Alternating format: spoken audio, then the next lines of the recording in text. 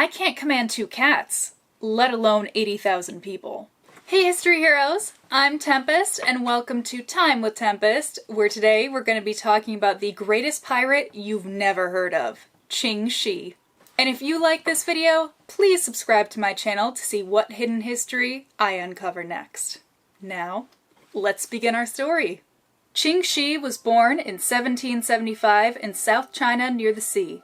Piracy was in her blood, as her family were renowned pirates that traced their ancestry back to the Ming Dynasty. In her early years, she was either a sex worker or madame on a floating brothel in Canton. Her profession put her in a powerful position. Her clientele were often influential and wealthy figures, who sometimes told her of their business dealings. She in turn became wealthy when she sold their secrets and became a shrewd businesswoman. This caught the attention of Chang Yi, an infamous pirate 10 years her senior.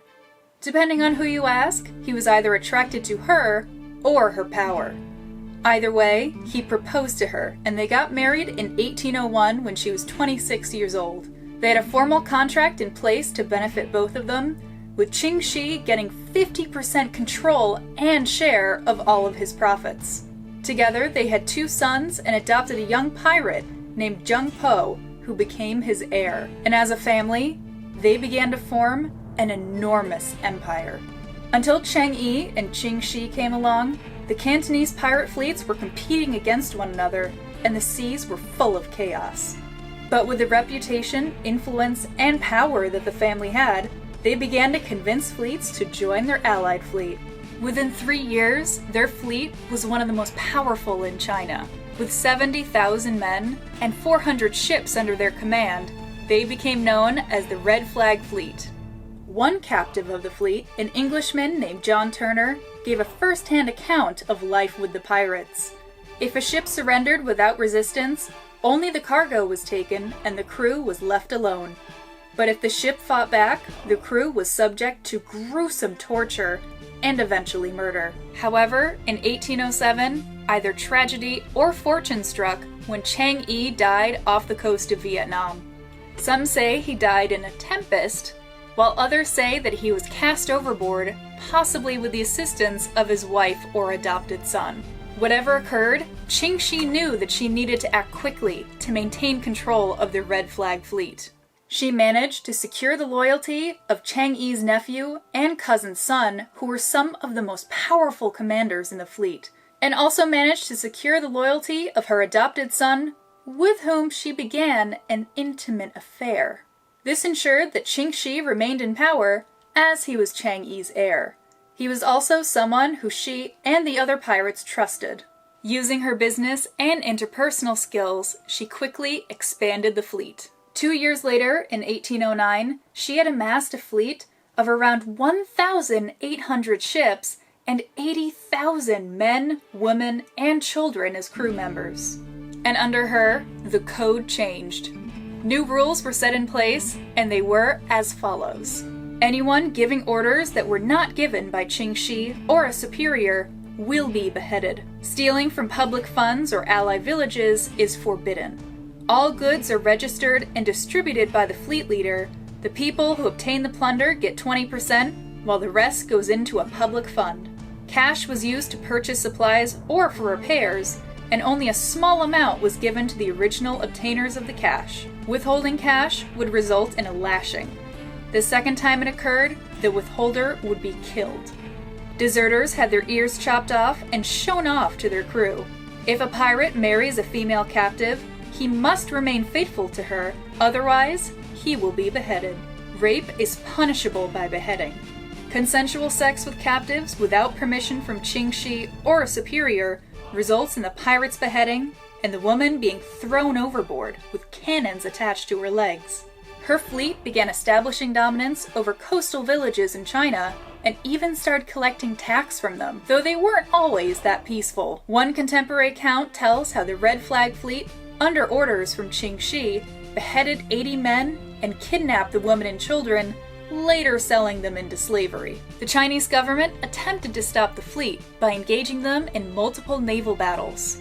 However, the government suffered defeat after defeat, and eventually most of their ships had been commandeered by the pirates, leaving them with no other option but to use fishing boats. Ching Shih was also battling other pirate fleets, including one powerful former ally who began working for the government. However, she continued to persevere, and eventually, she virtually controlled the entire South China Sea, and safe passage through it was only possible with her consent, and a fee. Many companies in Europe, who were losing precious cargo to the Red Flag Fleet, began sending bounty hunters to capture her, but she managed to evade all of them. In 1809, she captured an East India Trading Company ship called the 𝐓𝐤𝐸𝐻𝐸. It was captained by Richard Glasspool and 7 crew members who spent several months in captivity and witnessed firsthand life with the Red Flag Fleet. They described long stretches of boredom mixed with sudden violence, even against innocent civilians. However, they themselves were treated fairly well, and they were even released. Glasspool went on to write a book about his time in captivity and provides one of the only first-hand accounts of Ching Shih and her fleet. 1809 was also an important year because it began a series of battles called the Battle of the Tiger's Mouth, fought between the Red Flag Fleet and the Portuguese Navy. In September, the Portuguese set out to meet the pirates. 200 of 𝐓𝐤𝐸𝐻𝐸's ships were waiting for them, and after a day of fighting with heavy artillery, the pirate fleet scattered. 2 months later, the Chinese emissaries, impressed by the Portuguese, offered their own ships and crew to aid the fight. Soon after they set out, the pirates ambushed the Portuguese and the Chinese, and together they fought for 9 hours. But again, the pirates were forced to retreat after suffering losses. Even after regrouping and forming a second attack, they once again had to retreat. At the same time, the Red Flag Fleet was fracturing, with several high-ranking leaders wanting to break free. Ching Shih was struggling to control so many ships and people, she began losing them. And with 𝐓𝐤𝐸 struggling to fight the Portuguese and the Chinese, it was decided that a final battle would take place to determine the true ruler of the South China Sea. The Portuguese struck first, destroying some of 𝐓𝐤𝐸's fleet before they retreated and decided to offer them peace, though the offer did not extend to the Chinese. The Portuguese refused and instead conveyed that the Chinese emperor had offered pardons to any pirate who accepted his authority. 𝐓𝐤𝐸 refused, but a large fleet under his command, the Black Flag Fleet, accepted the offer and abandoned 𝐓𝐤𝐸. With a dwindling number of ships and crew, 𝐓𝐤𝐸 rallied as many as he could, until eventually 300 ships and 20,000 crew were ready for a final stand against the Portuguese and Chinese government. The fighting was fierce, as the government ships had new explosive rounds that caused serious damage to the pirate ships. Another factor was the size of the Red Flag Fleet. 𝐓𝐤𝐸 thought he could overwhelm the government ships with a vast amount of ships and crew.